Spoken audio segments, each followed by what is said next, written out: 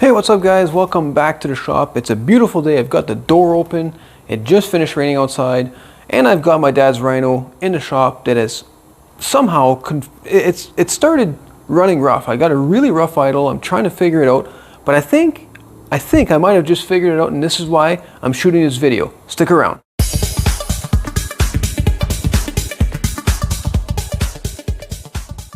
So this here, guys, is one of the first generations Rhino. It actually has a carburetor. I know later on they started making them as a 700 with EFI. This is a 660 with a manual choke, and this is our choke right here. So that's kind of cool. I'm a fan of carburetors. I mean, you can fix them, you can tune them. Let me just show you what exactly has happened here, because this kind of happened sort of abruptly since the last time we did a little bit of a service on this thing, which was a long time ago, like year-wise. I think it was like 2 years ago, but we didn't put many hours. I know that because I like to put the hours on the oil filter. So we got 333 hours there, and we have, if I move this along, 357 hours on the clock. So that is really not that many hours of use. Let's fire it up and see what it's doing. So as you can tell, it fires right up, but it's not a smooth idle. I mean, if you are unfamiliar with these engines, this probably sounds pretty normal, but it doesn't, and let me show you why. The reason I mentioned the choke over here, guys, is because I noticed that when I first started it cold, right now it's lukewarm, not fully hot, but I mean, I've been running it quite a bit trying to figure out what's going on. But there is no free play whatsoever in this choke. I checked the entire choke mechanism, like the actual cable. It runs, let me open this up here. It runs from underneath, and it snakes its way all the way down. Let's go back in here. All the way up through the harness here, and then right here. So that's your cable.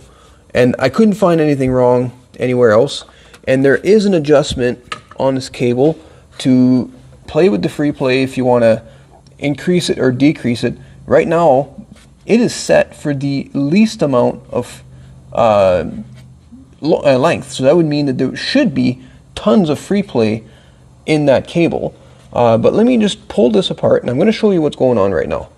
And let me show you what happens when it just about reaches the last thread here. You'll see it pop. Go on, no? There you go. See that? That is spring loaded right there, and that's not right. It should flow right nice and even into the whole cylinder of this starter. They call this a starter. If you look in the manual, Yamaha calls this a starter plug. I call it an enrichener. Everybody calls it a choke, but really what it's doing, it's an extra circuit in the carburetor. So when you need to start the engine cold, and so just notice the length of it now. If we pull on this cable, pull it all the way out, it shortens it up, it opens it up in the carburetor, allows more fuel so that you have a better fuel air mixture for cold starting. Now, when you're operating it warm, you want this to be completely closed. So this little pin, I'm not sure if you're going to see this, guys, goes inside that little hole there, and it keeps everything closed. And if it's not fully seated, what will happen is it will actually allow too much fuel, and it's going to run the way it is. I'm going to prove it right now, because what I'm going to do, I'm going to release the choke all the way in, and I'm going to put it back in place. But you kind of have to see this little tip here is a little bit loose on this one anyways, so I'm going to have to kind of wiggle it in just like that. See, now it's not spring loaded anymore. It finally found its home. And even if I just go, come on now, seatbelt, out of my way. Even if I just go finger tight like this, listen to the difference now.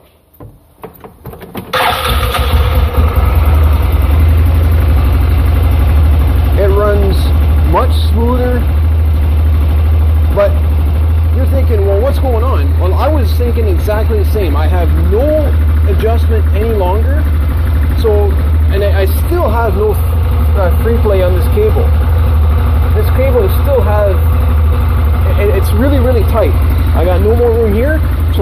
happens when I choke it, I'm going to do it quick so it doesn't stall out.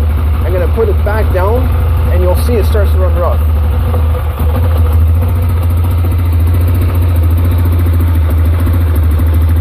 See that? So why is that? Well, let me explain. So the reason that did that is because, watch what happens when I pull this out one more time.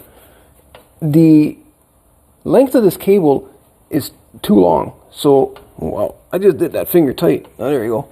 Sealed up nice. So you'll see it want to spring back again. So just like that. Again, it is springing.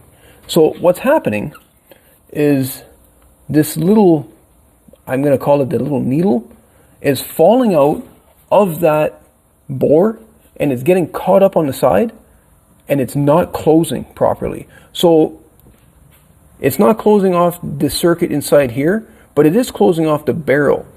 So it's not fully closed, but like partially closed, and it's causing a runnability issue. It's causing obviously a rough idle. You don't notice it so much when you're going, when you're driving around, but it does over time start to want to flood itself, and it's just hard starting when it's warm. All sorts of different issues that have occurred. So I'm going to show you what I'm going to do to fix this. All right, so clearly, guys, like I was mentioning earlier, there's really nothing wrong with this cable. So here's what I'm going to do. I had an idea. So you can remove this starter, as they call it, with the O-ring. And that's another thing you should check for too, guys. Make sure that that O-ring isn't damaged. It's not cut. It's not frayed. It's not leaking. It's not allowing any air to go by it, because if it does, it's going to start to run the same way. So we're going to put this down here along with the spring. I like to put stuff in order so I know how it goes back together.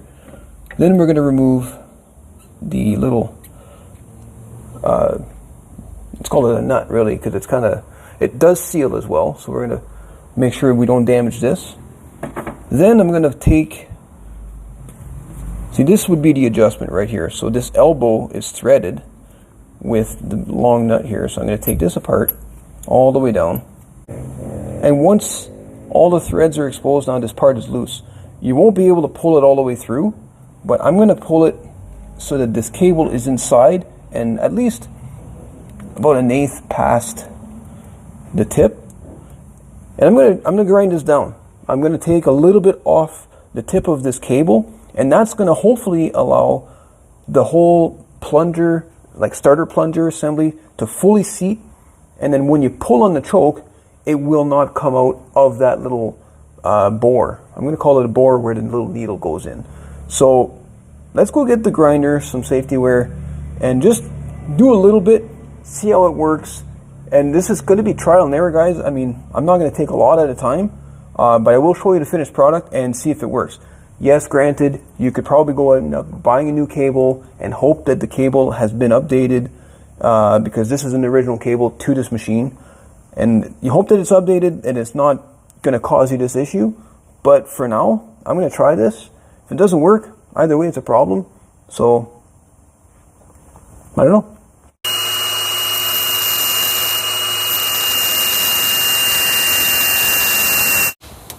It's all back together, and I'm happy to report that it works. And this is the amount that I had to cut off. Not sure if you can see it. I'll bring it closer to the camera. But it's really, oh, my camera's tilting. Hold on, guys. There you go. Sorry about that. And it's really not much. You don't have to do a whole bunch to make this happen. And now I do have a little bit of free play, probably hard to see again on camera, but it's there. Obviously it translates over to the actual button over here where you pull on. But more importantly, you guys are probably interested in hearing it, and I don't blame you. Let's fire it up. Oh, fires right up like that. That's pretty awesome. Now, just to show you guys that it did in fact make a difference and it doesn't stick, I'm going to pull the choke and return it.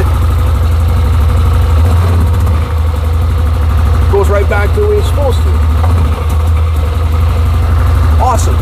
And it makes sense too, because if I pull a little bit of choke, my dad was mentioning that this thing he was driving it all weekend, and you didn't have to touch the gas in most places because it was it was engaged, and you have to stop it to throw it in any gear, like a different gear.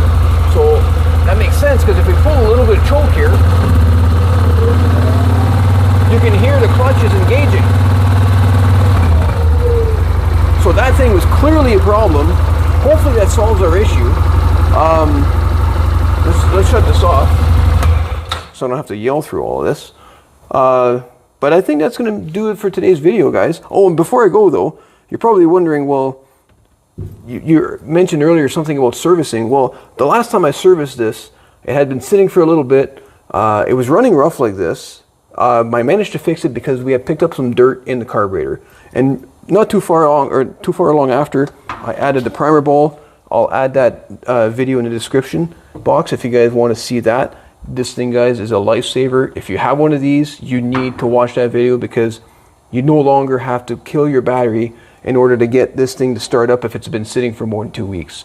So it'll be in the description box. But if you do enjoy this video, if you know someone who has one of these bikes that has maybe a couple of issues, especially the carburetor ones, because they're a little bit more rare, because they only made them for, I think, 2 years, but maybe share the video, and I would really appreciate that. But again, thank you for watching, guys, and I will see you all in the next video.